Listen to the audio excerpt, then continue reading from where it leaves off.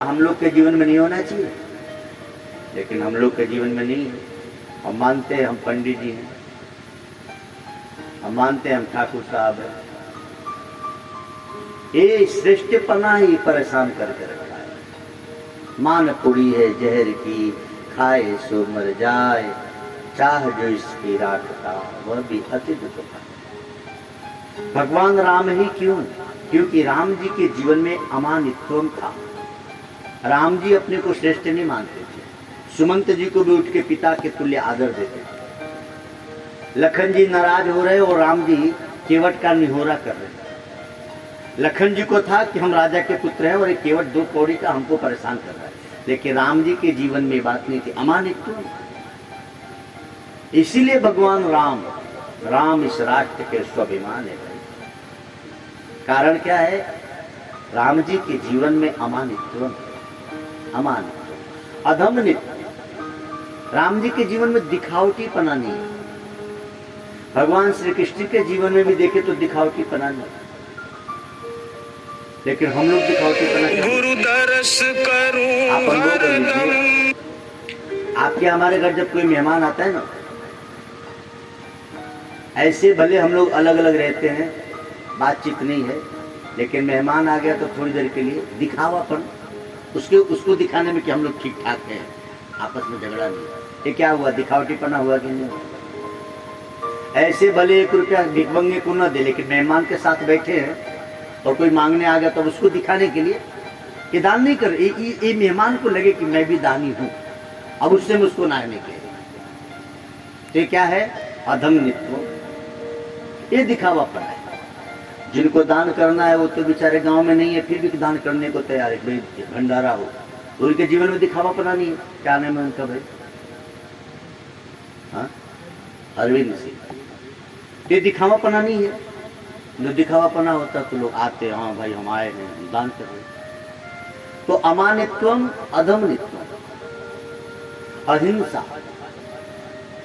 अहिंसा का मतलब क्या है? कि हमारे तन से, हमारे मन से, हमारे धन से, हमारे वाणी से किसी को कष्ट न हो, ये अहिंसा है।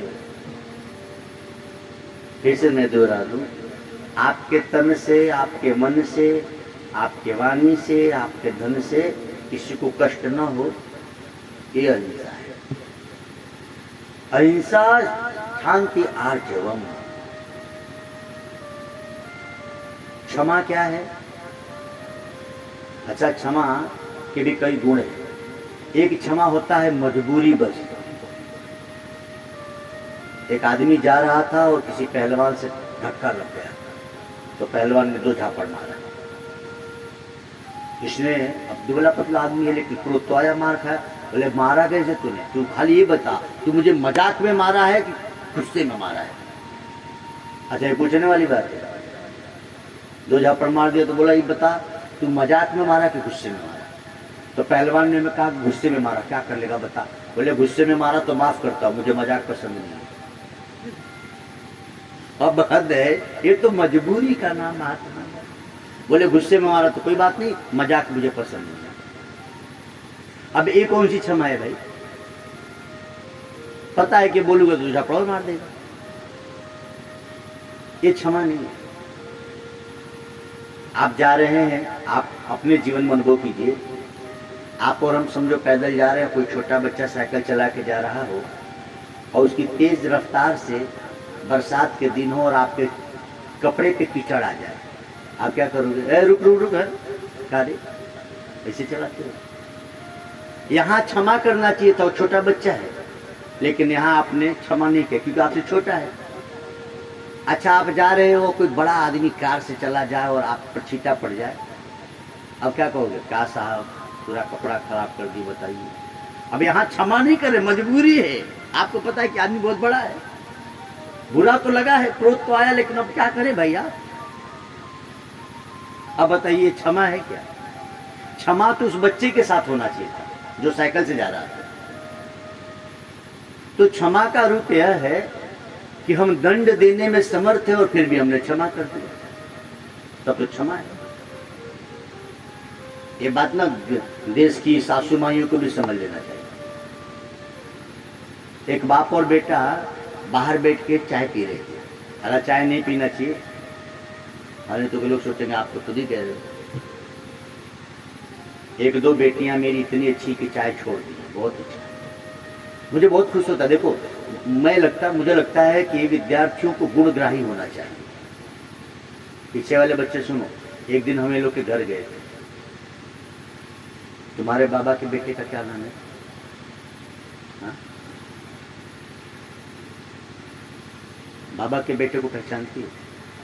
अच्छा, समझ गए ना आप?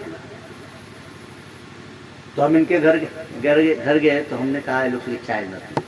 अब मुझे खुशी है कि ये बच्चियां चाय छोड़, एक गुण है, एक गुणग्राही होना चाहिए। दो तरह की मक्खियां होती है ना, एक मधुमक्खी होती है और एक गोबर मक्खी होती है। तो गोबर मक्खी का काम क्या है? खाली गंदगी पे बैठी। और मधुमक्खी का क्या काम है? हर फूलों से रस चुराती होती, शहद बना दे। हम एक दूसरे से हर समय अच्छे गुण लेते रहेंगे तो हम शहद जैसे हो जाएंगे, और हर जगह से गंदगी लेते रहेंगे तो फिर रोग फैलाएंगे, कोरोना वाली हाल हो जाएगा।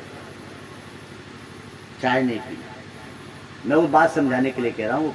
बाप बेटे सुबह सुबह चाय पी रहे थे, इतने में रसोई घर में कप प्लेट गिर के टूटने की आवाज आई। जैसे रसोई घर में कप प्लेट रखे हो, गिर के टूटे तो आवाज से समझ में आ जाती कुछ तो टूटा। तो बूढ़ा उठा, बूढ़े लोगों को ज्यादा चिंता होती, हाय रे क्या तोड़ दिए। तो जब बाप उठा कि रोज देखे क्या तोड़ दिए, बाप ने कहा बेटे से कि रोज रुक देखो क्या तो तोड़ दिए घर में। बाप ने कहा बाबू बैठा, माई से गिरा है, बैठो। बाप ने अपने बेटे ने अपने बाप से कहा कि बाबू बैठो, माँ से गिरा है। बाप को बड़ा गुस्सा आया कि कस रे, तेरी पत्नी भी तो रसोई घर में ही है, हरामखोर, तू यहीं बैठे बैठे जान गया कि तेरी माँ से गिरा है।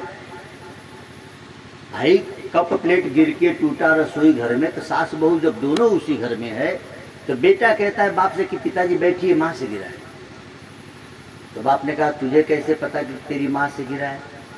तेरी ससुर की बेटी भी तो उसी में है। समझ गए ना? बेटे ने बड़ा सुंदर उत्तर दिया। बेटे ने कहा बाबू यदि मेरी पत्नी से गिरा होता तो माँ गाली जरूर देती, माई गरियावत ना बाय कर मैंने माई से गिरा है। अब बताओ ये क्षमा है क्या? कोई गलती हो जाए, मैंने अनुभव किया है, ससुराल में बहू है, उसी रसोई घर में बेटी से कोई गलती हो जाए तो क्षमा है, सास से कोई गलती हो जाए तो क्षमा है, लेकिन कहीं गलती बहू से हो जाए तो राशन पानी लेके सास ननद दोनों चढ़ जाती हैं। ये क्षमा है क्या? आपसे गलती हो गई तो कोई बात नहीं, कोई कप प्लेट आपसे टूट जाए तो कोई बात नहीं, आपकी बेटी से टूट गया तो कोई बात नहीं, और कहीं बहू से टूट गया बिलवाई दे कुछ कर्माई सिखा के ना भेजोगे। जब से आई है तोड़ी फोड़ रही है। अच्छा बुढ़िया बरोबर याद रखिए, जब से आई है 10 ठो लाई थी, 12 ठो तोड़ दी। इसका इको कम करो, बहुत ज्यादा इको। तो क्षमा इसको नहीं कहते। कृष्ण कहते हैं अहिंसा शांति आर्जवम। क्षमा वह है कि आप, अच्छा सोचो कितना छोटी सी बात है, यदि बहू से कप प्लेट टूट ही गया, अब आप खूब उससे झगड़ा कर लो तो जुट तो नहीं जाएगा, झगड़ा करने से जुट तो जाएगा नहीं। तो आप आराम से कह सकते हो ना कि बेटिया देख सब कुछ तेरा ही है, तेरी थोड़ी सी लापरवाही से इतना नुकसान हो गया, हमारा क्या, हमारा तो बीत गया बेटा, सब तुम्हारा ही तो है। तो बहू भी कहेगी माँ गलती हो गई, अगली बार से ध्यान रखो। लेकिन सासू मैया चढ़ गई, बिलवाई देगा, कुछ कमाई सिखा के नहीं भेजिए। जब 2-4 बार बोलोगे तो भी आदमी है, वो भी कुछ तुमने से बोले ही देगी। हाँ जब वो बोलेगी तब तुम चिल्लाओगे कि आने दे, तेरे बाप के दामाद को आज फैसला हो ही जाएगा। तो उसके बाप का दामाद तो बाद में है, पहले तेरा बेटा ही है, फैसला करोगी किससे? मैं बड़ा परेशान रहता हूँ इस बात को सोच के, ये घर में झुटलैया पाठ, क्षमा करेंगे बात कड़वी है। ये सासू और बहुएं दोनों इतनी मूर्ख, एक बार भी नहीं सोचती है कि आप दोनों का झगड़ा जिससे आप कह रही हो वो बेचारा क्या निर्णय लेगा। कल्पना करें बहू और सासू दोनों ने झगड़ा किया, बेटा बाहर से आया, संख्या चला के मार दे सही हो जाएगी भगवान। बाहर से बेटा आया, अब माँ कह रही कि तेरी पत्नी ने मुझसे झगड़ा किया, और पत्नी कह रही कि आपकी माँ ने मुझसे झगड़ा किया। अच्छा सोचो वो आदमी क्या करेगा। माँ का पक्ष ले तो पत्नी को बुरा लगेगा। अच्छा पत्नी भी माँ से कम नहीं, बेचारी एक मेरे लिए ही अपना घर द्वार छोड़कर आई है, माँ बाप छोड़कर आई है, गांव छोड़कर आई है। अब पत्नी का पक्ष ले तो माँ को बुरा लगेगा जिसने हमको जन्म दिया, पाल पोस के बड़ा किया। और वो क्या करेगा, एक का पक्ष लेगा तो एक को बुरा लगेगा ना भाई।